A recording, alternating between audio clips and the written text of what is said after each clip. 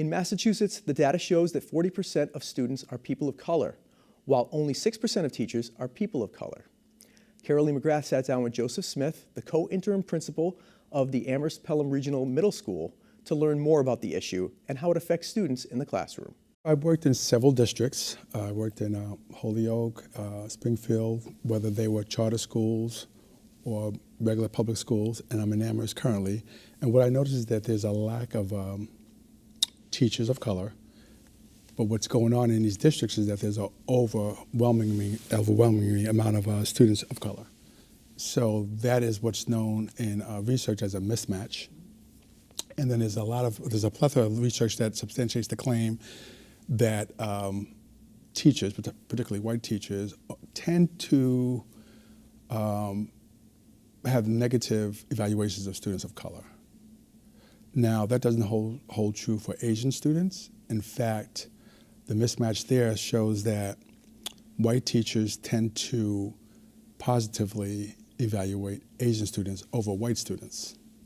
But when it comes to Black or Latino students, they tend to disfavorably evaluate them. So according to a study, I think it was American University, they found that when African-American boys had teachers of color in class, 3rd through 5th grade, so those are, the elementary years, they did better. Their research shows that they did better, that they graduated from high school and continued on to college. Just explain a little bit about the connection with that. Well, first of all, there's a longitudinal study that McGrath and Reynolds, those are two researchers out of Florida State University, they did a longitudinal study for about 2 decades, and what it showed was that the obvious, that if the teacher is white, students of color tend to not do well. In 2013, another researcher took that claim and wanted to go further, wanted to learn the why behind that. Just being Black or just being white didn't suffice. They wanted to know, what is it specifically about these demographics of teachers and students that creates this condition?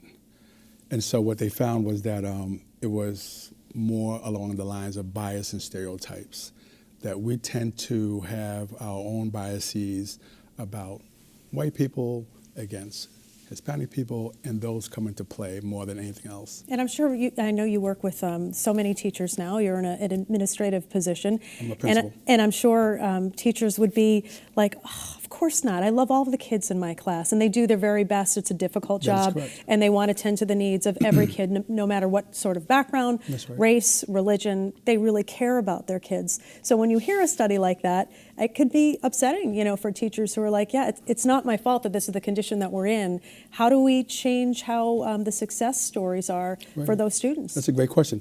So first, we have to take a step back and recognize that every human being is a good person, and that teachers, administrators, family members, we're all targeted with a condition that permeates our society, and that's racism. And we get it myriad of ways. And so it's not really our fault, the individual's fault, and there's structural racism as well. So no matter how well-intended you are coming into a situation in any school, you're going to find these structures in place. So for instance, when it comes to hiring practices, there's only one way we hire. But if we are to flip that, and if we want more people of color to come into the teaching profession, then we're going to have to make certain recommendations that go beyond the basics. So for instance, we were looking for a science teacher this year, and we ended up getting a person who was of color.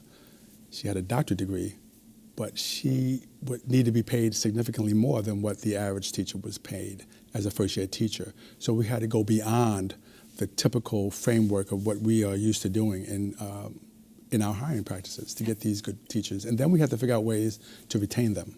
Okay, and how do you recruit more teachers? How do you recruit more young people who are thinking about going to college to become teachers? Well, it's a very complex endeavor, because the teaching profession, as you know, you rack up a lot of student loans. Yeah. So we have to figure out very clever ways to benefit people who go into the profession.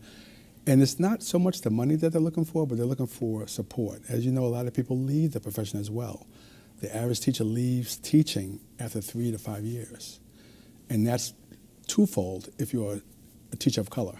So we have to figure out ways how we value their presence, we value what they do, we value what they bring to our communities.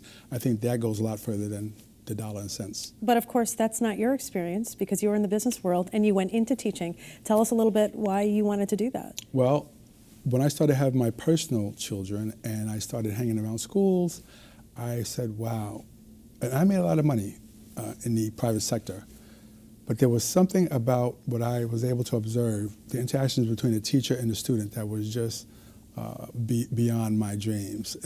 The feelings I get from families thanking you for helping their student to read or to achieve a certain level in science, you can't even quantify that with a dollar cents, or a dollar amount. So that was the drive for me. And again, it was my personal upbringing, going to a large school and feeling almost invisible. I don't want that for any kid to experience that. Tell us a little bit about your personal upbringing, though, where you went to school and how many kids in the school. I went to school on Jamaica Avenue, which is right on the borderline of Jamaica, Queens, and Brooklyn, New York. And the school housed about 5,500 students, and it was far from a community school. I was terrified in that school. It took me to my senior year to actually get to know people. But even at that point, I couldn't wait to get out of that school. And I said, if I ever go into education, what I would want is the antithesis for every family. I want people to feel welcomed. I want people to feel valued. I want people to feel like they count. And so off I went as a teacher. That has been my mission. And even now, that has been my drive to make sure that every student feels included and accounted for. The Education Commissioner of Massachusetts of the elementary and secondary education had recently talked to lawmakers and said that 40% of the students in the state are children of color, and only 6% of the teachers in those schools are teachers of color. So, moving forward, as we're talking about this, what are you hoping some concrete ways would be to change that? Yeah, once again, we would have to start off early, start reaching out to our youth of color in these undergrad programs and start giving them incentives to come to the educational field. I think that as a nation, we spend on our federal budget in education just 1%.